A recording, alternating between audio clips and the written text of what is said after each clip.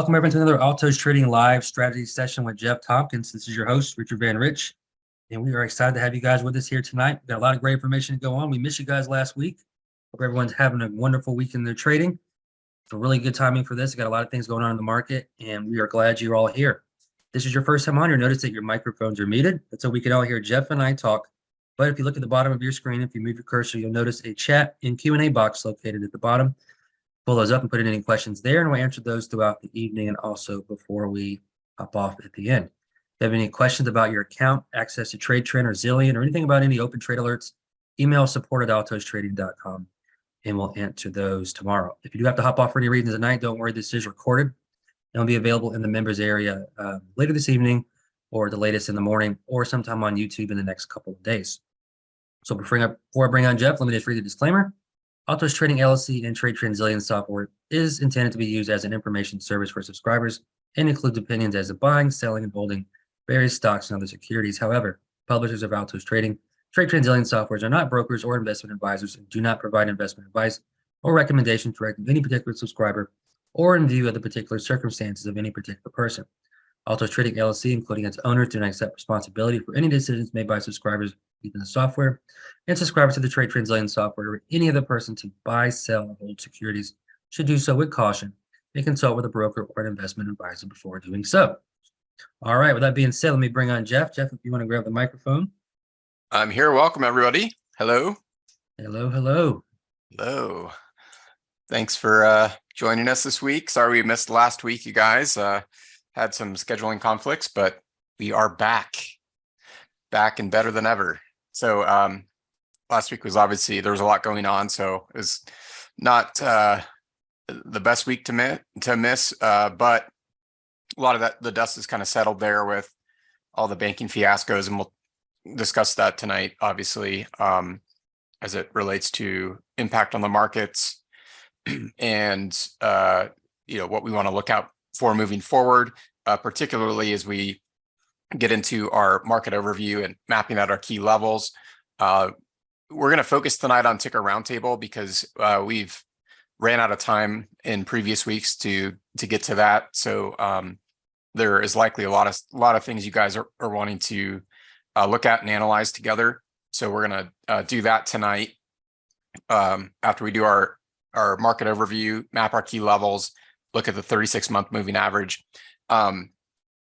And we'll take a look at things together, active signals, divergence, trends, things of that nature, so that you guys are comfortable with whatever you're actually looking at trading.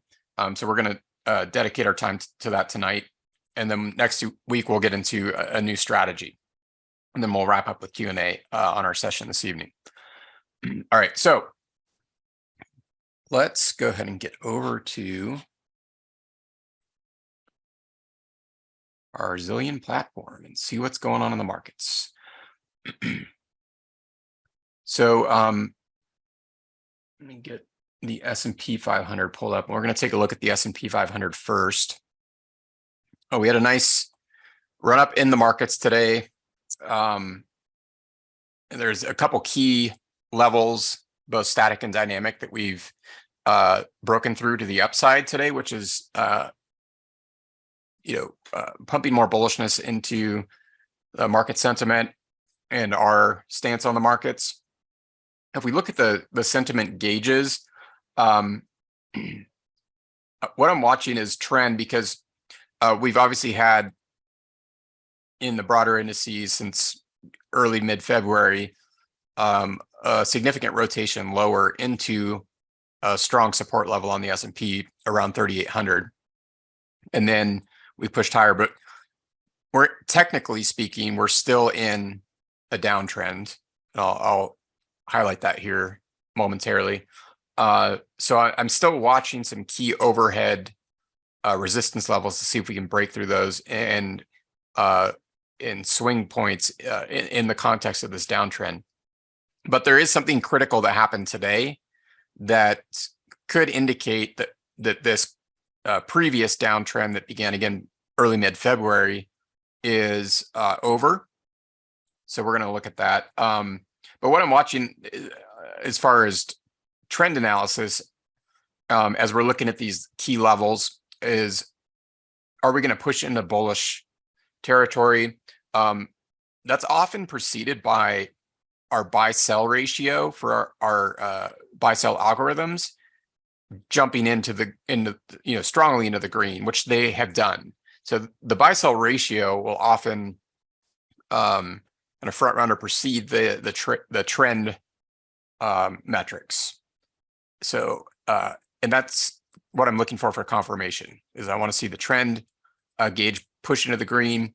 But buy-sell ratios have done so. We're at 85% of all of our algorithmic signals are spitting out buy signals versus sell signals.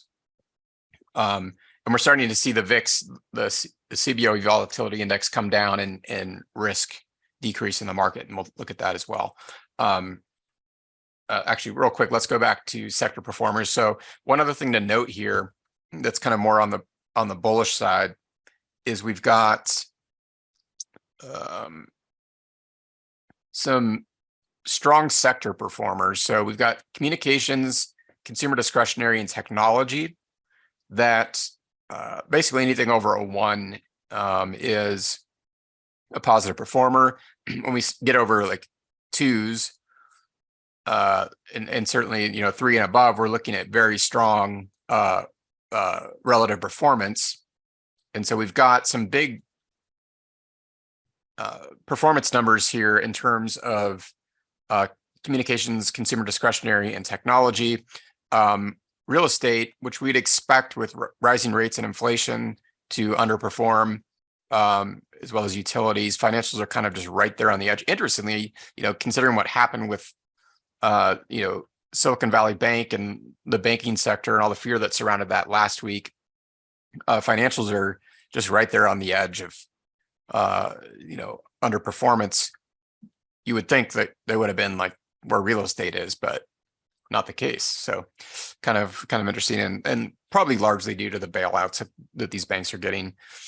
And don't want to spend a bunch of time on that, but governments aren't going to allow banks to fail, especially if they have significant ties to the economy, and certainly Silicon Valley Bank with the large tech startups and everything down in Silicon Valley that have money on deposit with them, and that have close financial ties for funding for venture capital type of things. It would have devastated so many things, and the government they're just not going to let that happen. So of course you get governments and even other banks like USB buying out Credit Suisse, stepping in. So these types of events tend to cause brief market panic, but seldom do they cause long-term market damage. And so that's probably why we're seeing this. But these are our sector performers. So we'll probably dig into these a little bit deeper tonight to look for opportunities. But let's take a look at the S&P, because something interesting happened today that I want to emphasize. So again, going back to this February, early March sell-off, and if you guys join us on a weekly basis, this will be not a surprise to you, because we obviously had previously mapped this level out. 3,800 century mark, strong support, prior support and resistance at a century mark level, 3,800. We talked about volatility expansion slingshot setup, which as of today completed and rebounded to the volatility expansion level. So lots of indications that the market downturn over the past month or so has reversed. Now, with that in mind, one thing we do want to keep an eye out is trend oscillation. So as we have this big run up in January, rotation lower in February, late January, February, right? We have a very well-defined trend pattern here where we're making a series of lower highs and lower lows.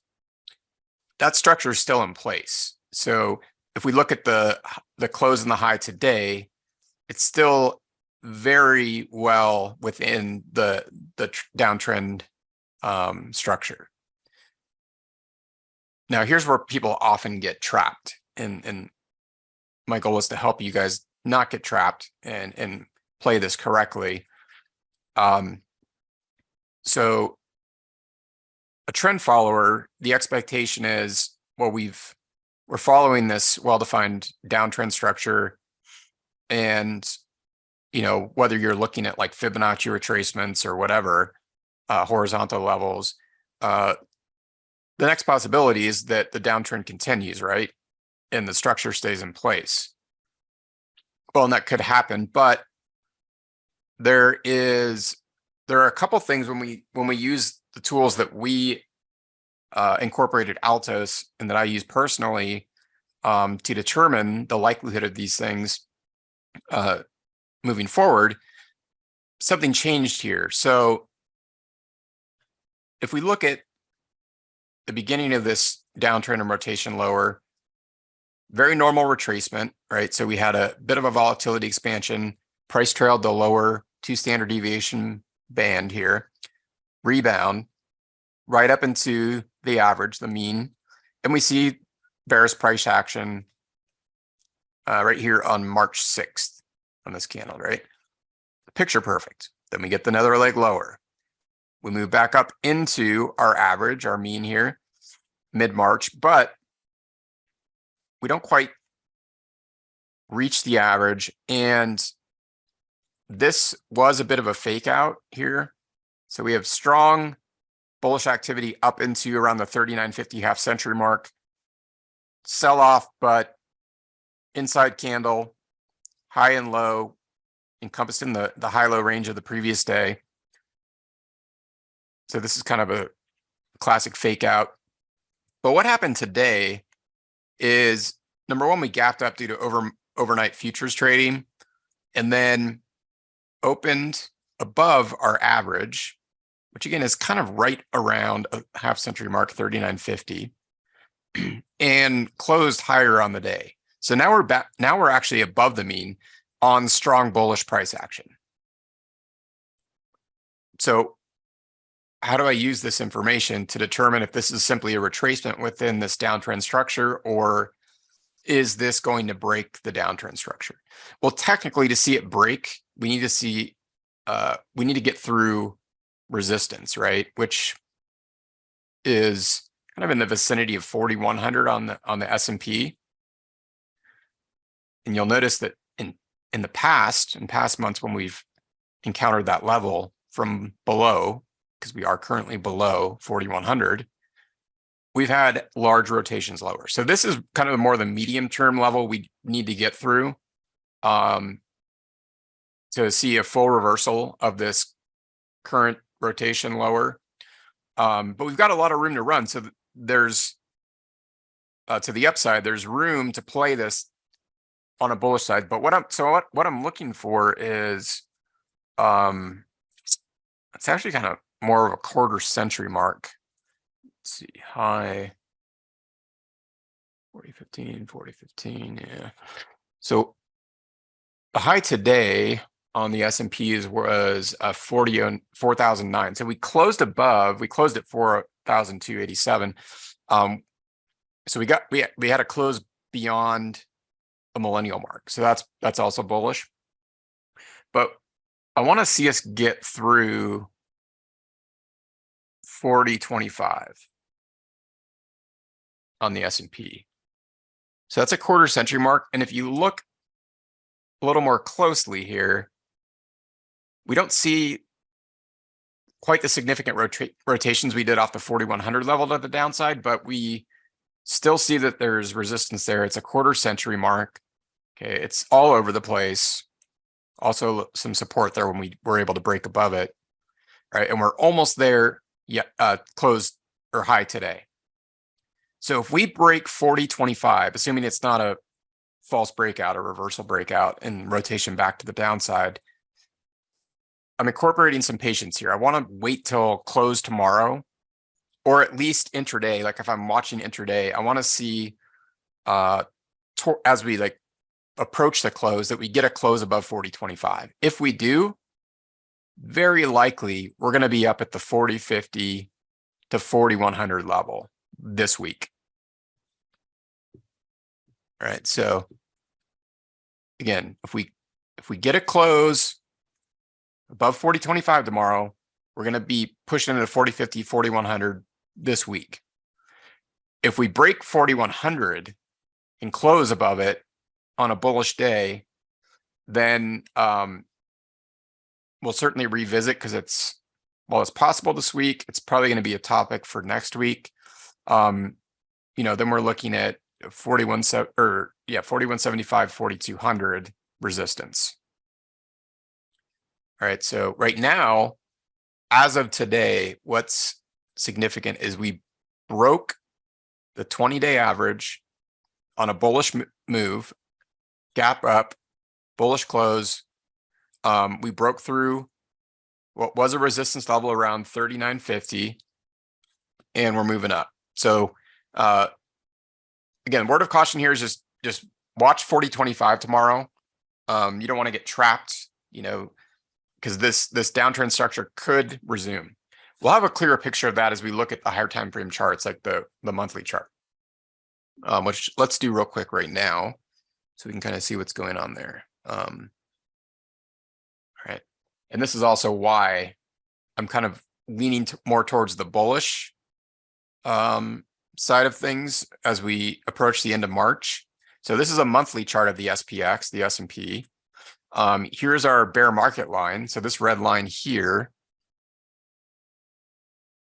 right around 38.50, is what would put us in bear market territory, technical bear market territory, from the high on the S&P back in January. So peak to trough, that's where that would put us. We've obviously dipped into bear market territory over many months last year and even this year. But look what happened in January, right? We dipped back into bear market territory and reversed higher. Bearish month of February, but we don't get back into bear market territory. Once again, March, we dip back into bear market territory. And as it stands now, because this is not a completed candle or month, of course, we are showing a bullish reversal on the monthly time frame. So if this holds and we close, here is the open. If this structure maintains and we close or even rotate higher off the open from January or March 1st, we've got confluence between a strong bullish reversal out of bear market territory after we just briefly dipped into it, because there was the bear market line here in March. And then, interestingly, we've opened, and if we can stay, maintain a close above the open this month, above the 36-month average. Okay, so this is definitely unusual as it relates to past decades where we encounter the 36-month moving average. Nevertheless, look at the incredible support that's occurred over the months right around this average. It's quite incredible. When you look at opens, closes, highs, lows, there's a lot of dynamic support around the 36-month moving average. So it's making things a bit tricky because we're still chopping around in this range without much sustained directional movement. But the more price action indicators that we get, like in March, in the closing this way, the more convincing that is. All right, so that's the monthly. Hey, Jeff, real quick before you leave, Yep. For some of the new folks, what chart are you looking at exactly? So this is a monthly time frame chart of the S&P 500, the SPX. So each candle you see here represents a month. So there's January of this year, February, March. And so each of these is a month. And what we've added to this chart is a 36 period moving average. So this blue line that you see on the chart is a 36-month moving average. Reason we use it, and again, this can be found in our previously recorded sessions on our YouTube channel, because we've allocated a whole lesson to the rationale behind using this. It's historically a very good level when we have been in a secular bull market, or if we've been in an uptrend. We know, going back to the very beginning of the stock market, it has a long-term upward trending bias, right? So over the long term, the stock market goes up, and it always has. And when that happens, of course, there are many periods of secular bear markets, cyclical bear markets, market crashes, black swan events, all these things that cause the market to move lower before it resumes its long-term uptrend. So without getting a lot of the rationale behind it, the reason we use a 36-month moving average, again, the blue line you see here, is related to the way that secular and cyclical bull and bear markets work. So it's not just like a thing that was selected because it looks nice on the chart. There's actually fundamental rationale behind it. And if you look back, this is a 10-year monthly chart. So right now I'm looking back 10 years, a decade. But if you look back even further, it's historically an area where the market will resume its long-term upward trending bias after a mean reverting or encountering that level from higher prices. So I really use the 36 period moving average exclusively for the major indices, the S&P, the NASDAQ, but in particular the S&P. I want to see, and so what I was mentioning, this is a bit unusual where we're spending so many months right around the 36-month moving average. So we don't have really the conviction yet behind technical price action for a resumption of the long-term stock market uptrend. Hasn't occurred yet, but you can see that we are seeing a lot of buy and sell activity right around that average. Okay, great, thanks. Yeah. So let's take a look at the NASDAQ. We'll look at the NASDAQ 100 ETF, the Qs.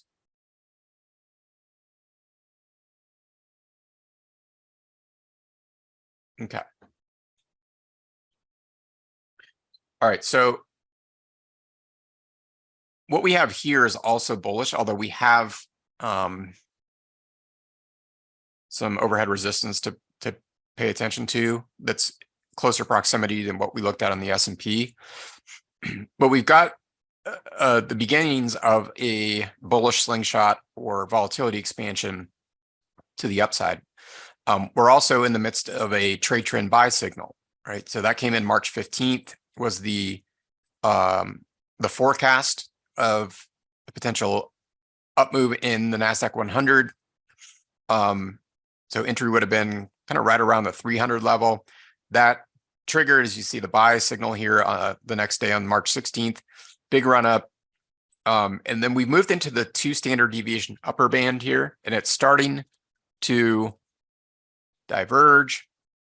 So if we look at these outer bands, if you guys are new to us, these are Bollinger Bands. So these 2 outer bands represent a 2 standard deviation move from the average, the center band. And what we look for is if we see these outer bands diverging, or in other words, moving away from each other, and price trailing one of the bands, in this case, it's the upper band, we tend to see, we call that a volatility expansion. We tend to see price follow that at least until we hit a significant resistance level. So we do have that right around like the 312 level. So something to keep an eye on for the NASDAQ 100 and specifically the Qs. We may see some resistance around 312.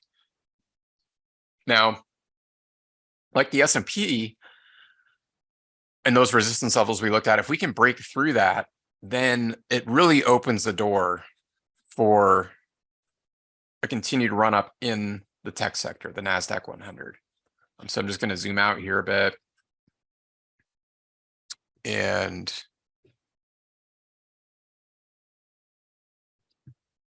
again, we're kind of right by this 312 level. All right. So if we look back, going back months and even years, there's a lot of price action in buying and selling activity around that horizontal level. But if we can break through it, get a strong close above 312, then I anticipate we'll see a run up in the Qs, probably between the 330 to 335 level.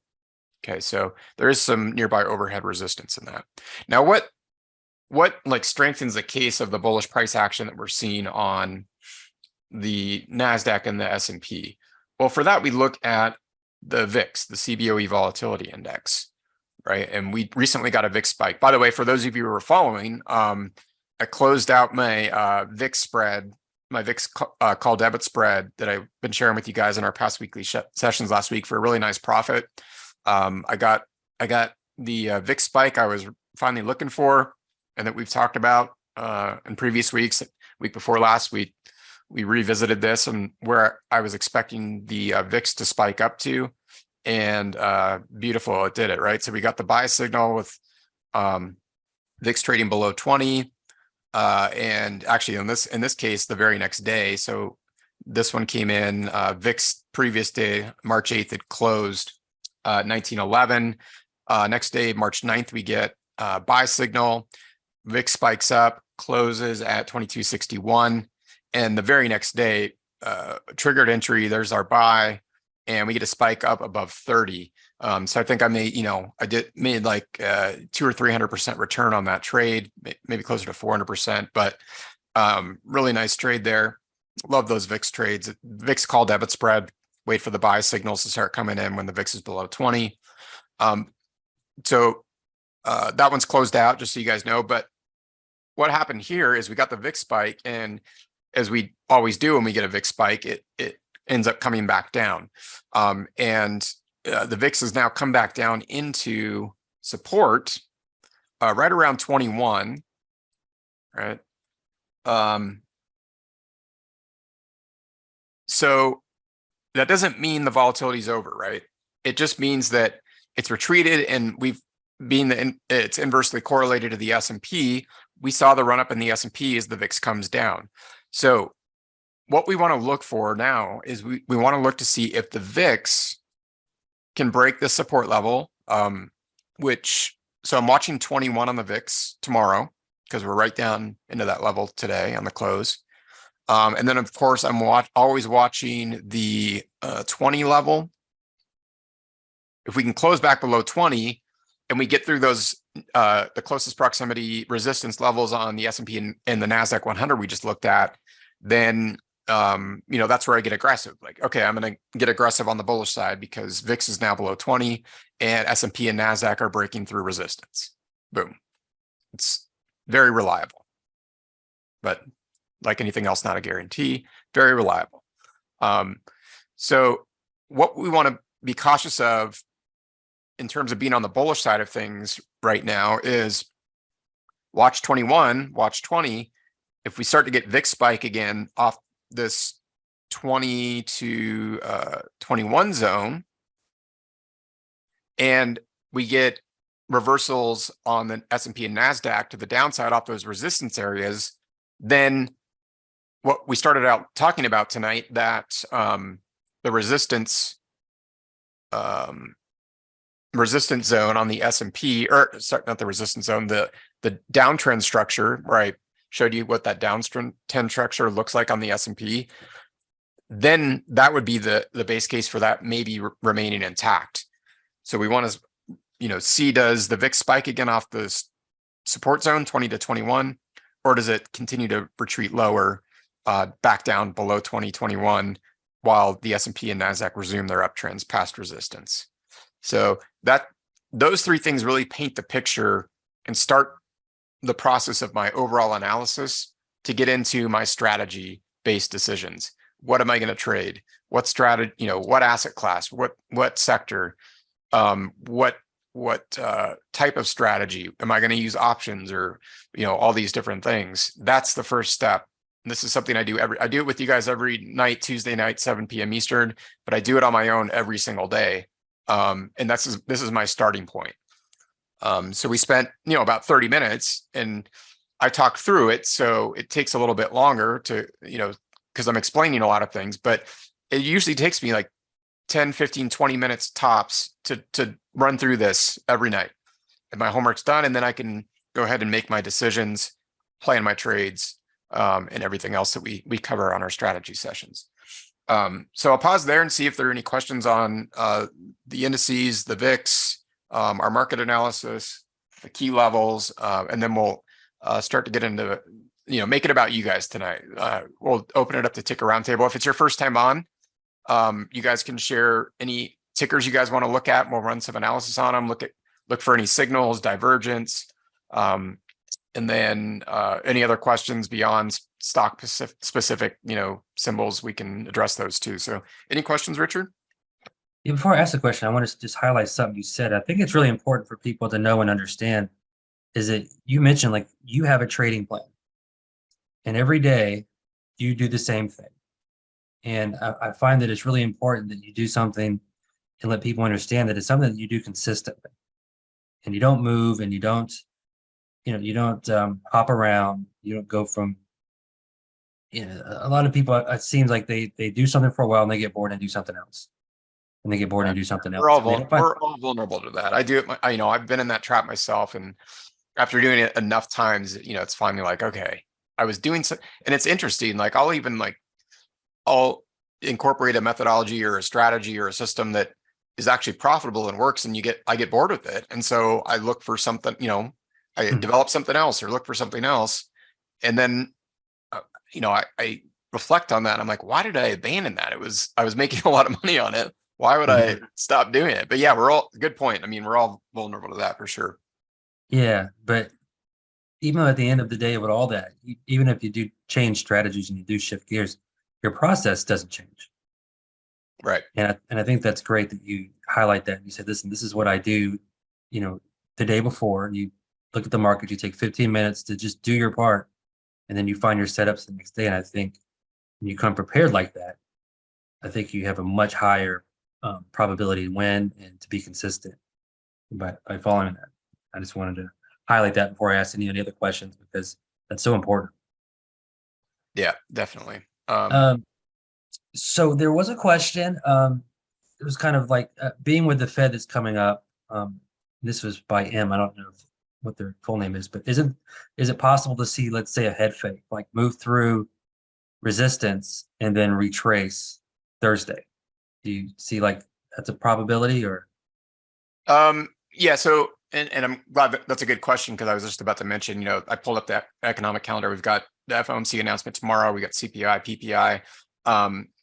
So there's likely going to be volatility tomorrow. What I really look at is what was the price action the day before? Because the truth is there are a lot of market participants out there, especially ones that are have enough volume to drive, market direction, that know things that we don't. And that's one of the reasons that I'm, incorporate a lot of technical analysis into my trading because I'm not going to pretend I know everything. I'm not privy to a lot of, things that are going on behind closed doors. And the only way I can really get that information is to see what the bigger, players are doing. That doesn't mean that they're always right, but oftentimes it gives us a really good clue. And today, for me that, there was a clue there. But to address the question, it's, on a FOMC day, we're probably going to see more volatility. We're probably going to see potential fake outs directionally. So we might, after an announcement's made, we might see, a swift move up or down and then reversed. Those are all very realistic possibilities and considerations, but they're generally intraday. So they're more likely going to impact, an intraday trader. For me, like what I'm looking for is what happens when the dust settles. Like that's going to give me a better indication of like the more, short to long term, like, maybe even looking at the next day, Thursday, to the following week, what's likely to happen as we close out March. So that's to add to the answer to that question. That's why we look at these key levels, because we don't know what the reaction is going to be. We don't even know what the announcement's going to be. We might have a good idea. We might be very certain even, but we don't necessarily know how the market's going to react. And we don't know, where it's going to, if it, once we get an idea of how it's reacting, where it's going to end up. The best way to know that is to look how it does react around those levels. And so if we've already done our homework, we just did it, I did your homework for you tonight, like for tomorrow, and not just tomorrow, but this week and weeks into the future, because those levels remain relevant indefinitely. If we have those mapped out ahead of time and we watch to see how the market reacts around them, then we have a very good clue of where it's going in the near to medium term. So yeah, we could see, a fake out, but if it happens, then we know that it happened at what we call supplier demand level, right? So if it happens at a level where there was previously, and it doesn't have to be the same catalyst, might not have been an FOMC announcement, but when we look at these levels that we just did tonight, if there was previous significant buying and selling from that level, regardless of what the catalyst was, it resulted in big moves off of that price level. So that's really what I'm looking for. So yeah, we're definitely, almost certainly going to see. In fact, let's look at the implied move real quick for tomorrow. Again, another topic we've covered past sessions. Good to know for tomorrow, for sure. Let's see what the options market is telling us. This is another thing I always look at around major events: FOMC meetings, CPI, PPI, non-farm payroll. I pull up the SPX, pulling up an options chain. I usually look at, and the beauty of this is you have all these expirations, basically an expiration every day. So on the day of the event, in this case, tomorrow FOMC announcement, I go to the expiration of that day. So that's going to be March 22nd, tomorrow. And I look at pull up the options chain. I look at the implied move. Okay, so that is plus or minus 55 points and change. So that gives, yeah, the market can underperform that move, or it can go beyond that move, absolutely. But historically and long-term, speaking long-term, this implied move is very reliable. It can, just like any other statistical model, it can have outliers, and you can have, periods where it goes way out of whack. But, we're trading here. We're not looking for, 100% certainty. We can't achieve that. So what we're looking for is stacking the odds in our favor. So when I'm planning my trade for, around a major event, announcement, news report, if it's a specific company, a quarterly earnings, I look at the implied move the day of that release. So for tomorrow, it's 55 points. So S&P closed today just around 4,000. So options market is pricing in a move of 55 points to the upside or downside. So we could, spike up. That's not, by the way, not a closing basis. That's just the move in the price. So it's pricing in a move of 55 points up. So we could close, above 40.50, which, by the way, would be a bullish case for the levels we just looked at on the S&P. And we'd be above a half century mark, 40.50, if we make that move and actually close there. Or we could move down 55 points. That's what the options market is pricing in. If we go out to Friday, which is what, the 24th? We've got implied move of 80 points, right? So that tells you the significance of tomorrow, right? If we look at just a 1-day implied move, it's 55 points.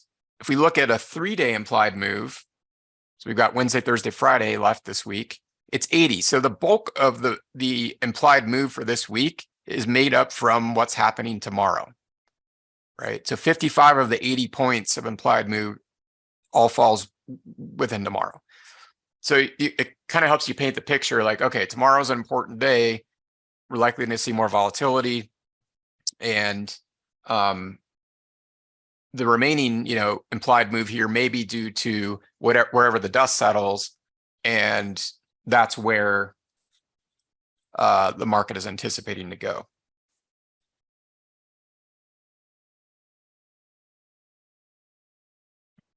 Any other questions there? No, I think we're good on that. Got a handful of tickers thrown in. Yeah, okay. I got to step away for 1 minute. Give me 1 minute. Richard, maybe you can tell a joke or something. I'm sure you got some dad jokes. Probably do. Not to put the pressure on you. Or if there's any other questions or anything you want to mention, I'll be back in just like 1 minute. All right, cool. All right. Do have some dad jokes. I think I'll spare the viewers my terrible jokes. How's everybody doing out there? Everybody having a good week? Put in the chat box. Let me know how things are going, where you guys are at. Calling in from. I'm outside Atlanta, and finally felt like spring out here today. We had up to like 60s, it's been in the 30s pretty much all month. So liking that. Let's see what we got. Let's see.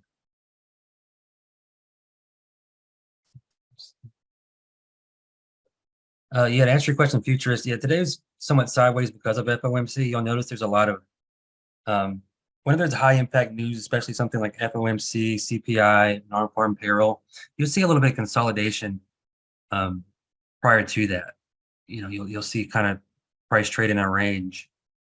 In essence, it's kind of creating liquidity on both sides of the market, and usually it's going to tap one side and go the other way once the news comes out. But yeah, that's why you're seeing that. It's kind of tough, especially if you have a big move overnight and the market opens up early. You'll notice a good bit of chop in the AM session for sure. And when that happens, for me, if I see a big giant move overnight before the market opens, I skip the morning and just trade in the afternoon. Let everybody else get chopped up. Let's see. Everyone's still on, so you didn't scare anyone away. That's good.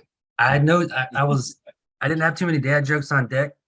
So you didn't tell the why the chicken crossed the road one. Oh my gosh, no. My daughter has these cheesy jokes to make some tell, but I figured I'd steer clear of the drop off if I did that. All right.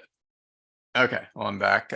Thanks for keeping everybody entertained. All right, so let's go ahead and open it up to Ticker Roundtable. If you guys want to take a look at anything, or just have questions about a sector or anything as it relates to the markets currently, go ahead and put those in the chat of the Q&A. And Richard, if you want to relay those to me. Yeah, there's actually a quick question about Zillion while you're in there. Yeah. About the stats tab. Sure. Let's see, which appears to be deviation. How do you use that on individual stocks? Let's see what he's talking about there. So I guess on like any sort of stock, if you see the statistics tab, what does that statistics tab mean for users? Yeah, so let's just go ahead and so if you guys use or Zillion users, it's a really valuable tool as you're doing your trade planning. And what I like to look for is, as it relates to the statistics metric, is I like to sort by the profit factor. So I might pull up like profit factor greater than 1.5. So that tells me, historically speaking, that symbol, taking every single signal, buy and sell signal for the past 5 years was very profitable. The mode that you're in matters as well. So the profit factor is going to match whether you're in aggressive, moderate, or conservative mode. So just keep that in mind. But like if I pull up Agba Acquisitions, which is a name I'm not really familiar with, I see it has a really nice profit factor. If I click statistics, this is where I can start planning my trade if I'm looking at an opportunity on that symbol. So when I go to the statistics tab, it's going to give me a number of metrics. It'll give me at the very top net profit. So what that means is if I took every single buy and sell signal, it'll tell me all trades going back 5 years. I think this is just based on like 100 shares. It's a low dollar stock. It's only trading at $7.69. So obviously, based on your account size, risk tolerance, etc., that would be scalable. But that gives me the profit for all trades. And then it breaks it down by long trades and short trades, right? So maybe the stock's not shortable, or I don't want to, short. So then I'd really take into consideration the long trades, which it looks like on this particular symbol do a lot better. Both long and short symbols overall are profitable going back 5 years. But I see that the long trade profit factor is higher than the overall profit factor, 2.91 versus 2.77. So that's kind of what I looked for there. And then also within the statistics is trade performance by weekday. So what that's telling us is that historically, going back 5 years, if we just traded on one particular day of the week, or it could be multiple days of the week, but which day where the signals did they perform better? And that's an important consideration, because stocks, for probably many different reasons, have personalities. There's seasonality and things built into a stock. And if I see and this is actually, I just randomly selected this example, but it's a great one, because I see that Thursday, for one reason or another, is a very good day to trade this stock with our signals, right? So this is the overall profit factor, but what if I eliminated, Monday, Tuesday, Wednesday, and Friday, and just traded it on Thursday? Well, that's going to, historically speaking, give me much better results than incorporating every single trade. So this is how I use the profit factor to kind of help me hone in. This kind of more towards one of the last steps of my trade planning process before I actually click the button to route my order to the broker, is where I would use this. So it breaks it down for each symbol, and you can get the profit factor, the statistics for every symbol in our database. So around 6,000 symbols, you can break the profit factor down. And I find it very useful to help me hone in on the most opportune days to trade that symbol, as well as whether I want to focus on long trades or short trades, or maybe both, etc. That's cool. Yeah, great feature. I bet you could probably do a watch list like per day. Just start adding in like watch list, like Monday long, and start adding in symbols that do well that way, and then you can have like a running tally of like basically on a day-by-day basis to see if there's any long or short opportunities. Yeah, because you can scan by profit factor and then pull up the statistics metric, and then actually look at the days, and you could set up you can do unlimited watch lists in our dashboard. So you could set up a watch list, like Richard said, for each day of the week, and load the stocks in, so you don't have to keep looking at that, because for the past 5 years that symbol has perform well with our signals on a specific day. And some of them might be, you might have in multiple watch lists. That one we just looked at happened to be Thursday, was a great day for that stock. But, some you might have like Monday, Wednesday, Friday. So you can add them into multiple as well. But then that way, as you're going to plan your trades each day, you can just hone right in on that watch list for that particular day of the week. So, yeah. It's paint by numbers, baby. It's the only way I know how to paint. There's few questions kind of, you notice like there was a few banks that spiked today. Some of the questions kind of like from a technical analysis, is there anything that we look at that can kind of explain that? Is that just more of the sentiment based on what's Yeah, I mean, like we going can on look with at some of the big ones. Yeah, it's just, like I said, like there's a buyout of Credit Suisse, the bailouts for Silicon Valley Bank, etc. So basically what the regulators are doing, and their intention is to restore confidence in the banking system. And frankly, just like most things that pump fear into the markets, it's overblown. Our banking system's not going to collapse. It's not, that any of these things that arose, last week are going to blow up the banking system. But, people trade and invest on emotion and fear. And so there's a fear there. So we'll likely see that subside. Like if you look at Bank of America, big sell-off, but these are really just creating buying opportunities. Bank of America is alive and well. And so, I'm looking at these buying opportunities. In fact, I may end up buying some of these bank stocks as they're getting hammered, in this situation, because a lot of them are down near key support levels. Wells Fargo as well. They've sold off into strong support levels, where previously at these price points, the share appreciation has been really significant on these big bank stocks.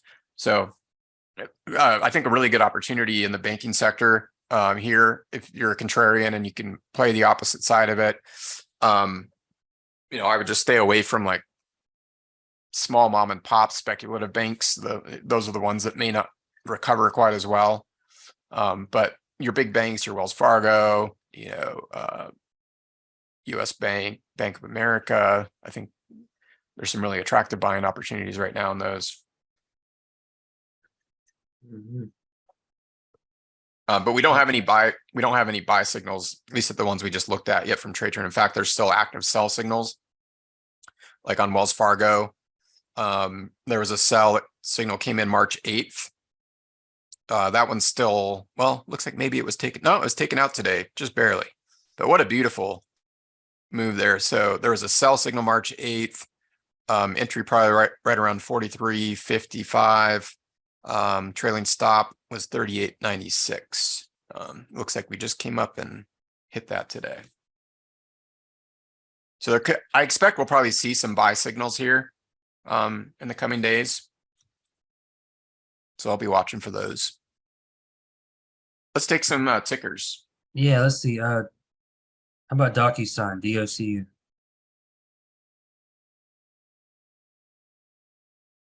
All right, DocuSign. So we actually got a buy signal today.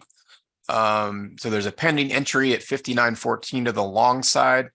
One thing I would be cautious on here is what I like to look for are buy and sell signals in a volatility expansion. We don't have that right now. We already had one. Off of a key support or resistance level. So buy signal off a support level, sell signal off a resistance level.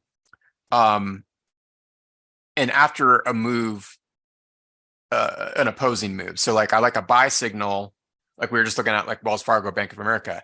After a strong down move, I like to take a buy signal off support.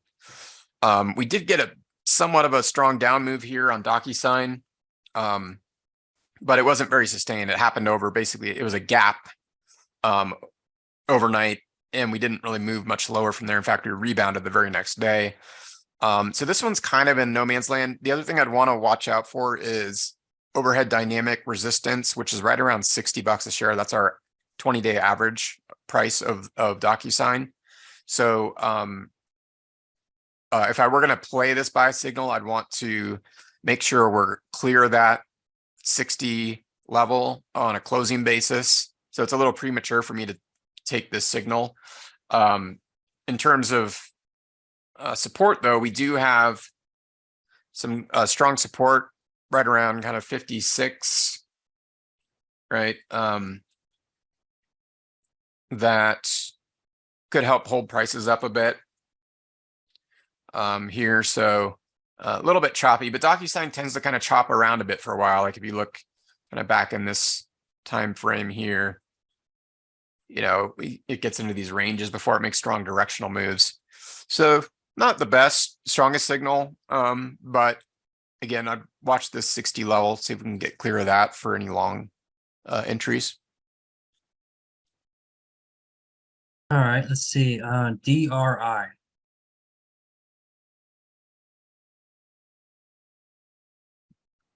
Restaurant industry.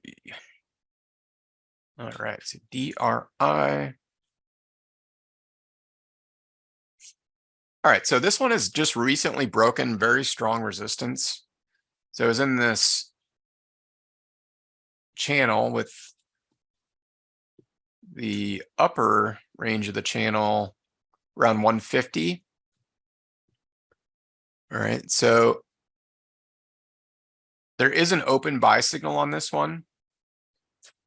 Okay, so there's the resistance. There's lots of it. Now it's support. So when resistance is broken, as it was in this case, it transitions to support. And we've already sustained, you know, 2 or 3 closes above, and not to mention there was a false reversal off support, which actually lends to the bullish case of this move. So we've sustained a few closes above this resistance level around 150. There's already a buy signal. Okay, it came in about a week ago, triggered entry. And so if we look at, we can go back and look at the entry price, but it's probably a little bit above 150. Trailing stop is down here.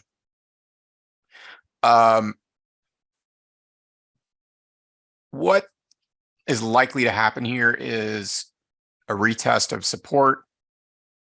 And then if the breakout can sustain and the uptrend can resume, a continuation.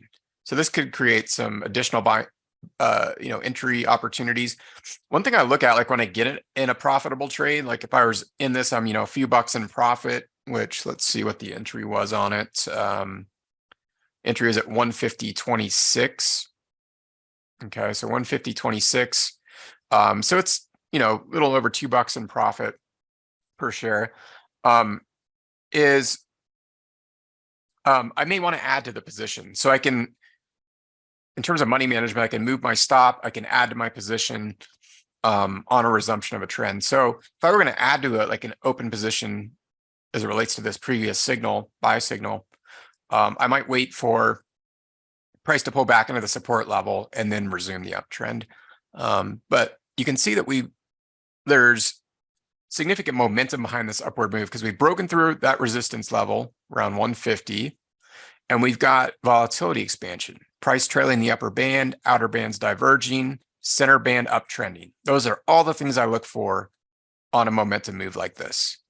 So it looks like, obviously in hindsight, it was a great buy signal. That buy signal came into a resistance level. So the key was to wait for confirmation and a close above that resistance level at 150, half century mark. And even if you didn't catch it right away, you can certainly wait for a pullback into the entry. So this one, even if, whoever asked to take a look at it hasn't already entered a long position on it, the opportunity is not necessarily gone because the entry was just, 24 ticks above the 150 level. And likely we'll get a pullback into that level. So the entry possibility is still there on this one, I think. But yeah, this Darden Restaurants looks like a good buying opportunity. Just be careful because the other possibility is we do end up closing back below support, which is around 150. And if that happens, then we're back in this range and we could rotate even down to the lower end of the range in the lower 140s.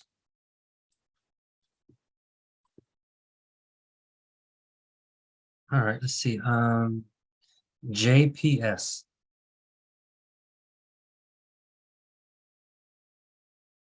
Oh, that might be one we do not have in our database. I think it's a small. Yeah, it's a small. JPS. Yeah, we don't have that one in our database. It's one that you'd like to have added. Email our support and we can get that added in for you. Let's see. VET. V is in Victor. Yeah. Bet.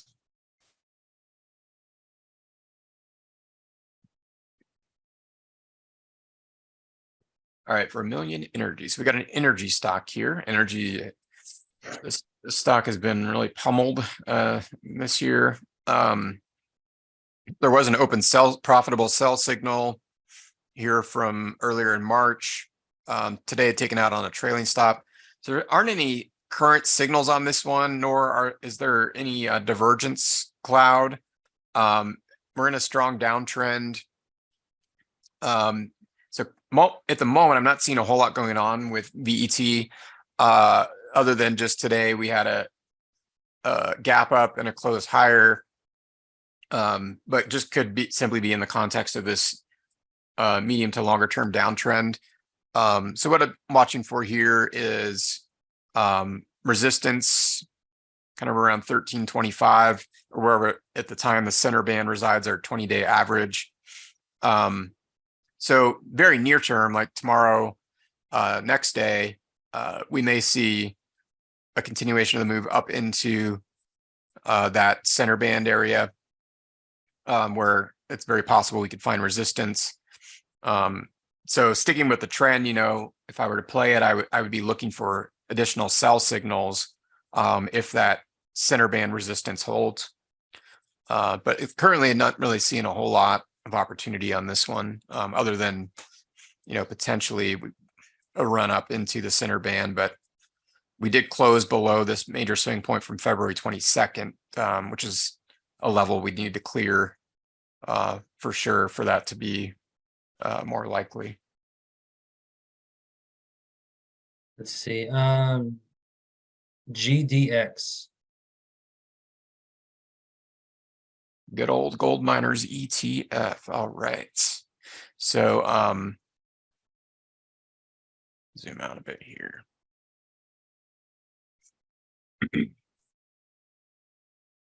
All right, so GDX is our gold miners ETF. We've got very strong support around 30. So we broke up through it because it was previously resistance, came back down, tested it.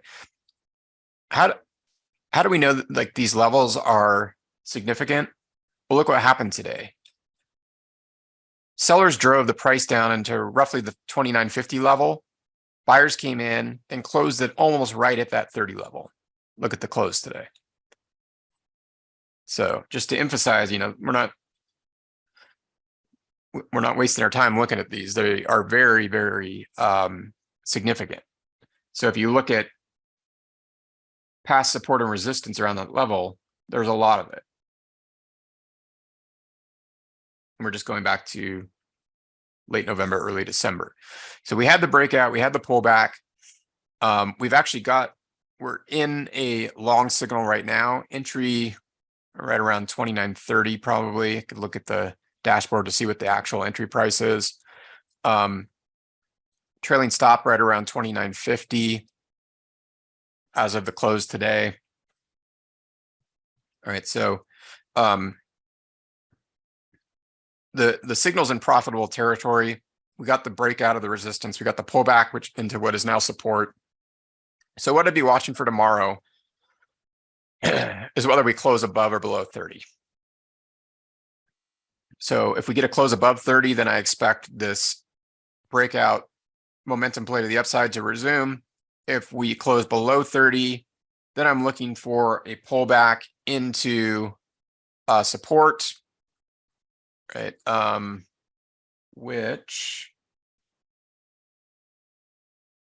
is probably pretty close to the entry price of that signal. Probably right around 29.25 at the very, first support level. If that one breaks, then we've got additional support, of course, lower levels. 28.50 is a strong one that I'm seeing. So again, close below. These are kind of the levels to be watching for. Rotation lower into, close above tomorrow. I expect this uptrend to resume. Watch for resistance around 31 and also resistance around 32.50 to 33. All right, let's take one more and then we'll open up to general Q&A. All right. Let's see. CDNS. V is in Victor. C like Charlie, D like Daniel, N like Nancy, S like Sam. Cadence Design Systems. Got some more obscure recommendations tonight. Some of these I'm not familiar with. Trying to stump you. Yeah, worked. It worked. Yeah. All right. Cadence. So bullish divergence. So we've been in a green cloud here since back at the start of November last year. So when we're in bullish divergence, again signified by the green divergence cloud in our Zillion platform, I want to focus mainly on buy signals. All right, and so we've had some really nice ones in here. This is a really beautiful one, start of the year this year. We've got another one that's open right now. That one entries at 204.12. Closed today, we're at 207. So it's a little over $3 in profit.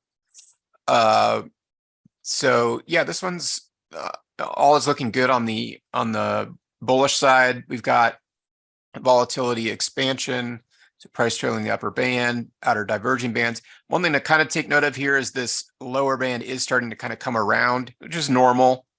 But we have, what I'm also looking at is our average, right, is in a very strong upward sloping trend.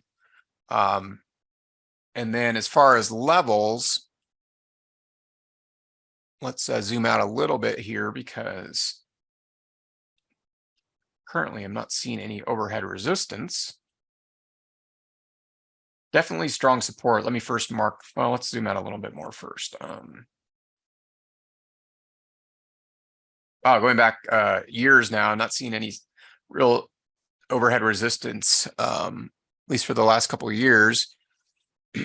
So there is a significant likelihood of a pullback at some point. I'd be really watching the 195 level, going back here, 192.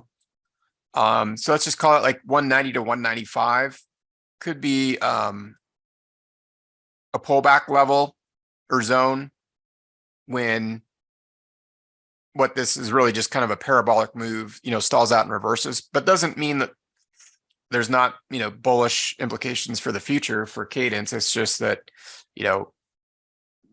buying and selling pressure eventually, shifts, and that would be the zone that I'd be watching for a pullback and potential additional buy signals. Because right now these buy signals are working very nicely, and it remains within a green divergence cloud. And you look at past green divergence clouds going further back, we've had some really nice buy signals or even sell signals within red divergence clouds on this particular symbol. So yeah, so open signal currently, and not at least going back, to start of 2021, so over a couple of years, not any significant overhead resistance that I'm seeing there. All right, so yeah, those are some great ones to look at, and hope it helped you guys kind of get an idea for the process that I use for selecting these opportunities, doing our market analysis, etc. So any final questions before we wrap up tonight? I'm looking through to see if there's anything. Yeah, mostly just little stuff on tickers and things. I think we pretty much covered it all tonight. Great. Well, thanks everybody for the suggestions, and Again, watch out tomorrow. We've got, let me go back over to the calendar here real quick, just so you guys know. We've got, oh, sorry, a couple big things on the horizon for tomorrow. We've got FOMC and CPI, PPI. So those are things. We're getting retail sales on Friday, jobless claims Thursday, Fed balance sheet Thursday. So those are going to be some of kind of the bigger market movers for this week. But yeah, tomorrow I expect potentially more volatility but also more clarification on near to medium term market direction. So keep those levels mapped out. Make sure you know where they are, not just for the major indices, but anything you're looking at trading. I think it'll help you guys tremendously. And we'll catch up with you next Tuesday, same time, same place. Hope you guys Hey, have Jeff. a great rest of the week. Yeah. Hey, aren't you going to be out of town next Tuesday? No, I'll be back. I get back in on Monday. Monday. Okay. Just Yep. making sure. Yep. So we'll be back same time, same place next Tuesday. We'll send you guys out the link. All right. All right. Well, thanks, Richard. And thanks, Craig, for helping moderate the session tonight. Thanks to all of you for joining. We'll have another session next Tuesday, and we'll get into some more strategy. And in the meantime, have a great rest of the week, and we'll see you next week.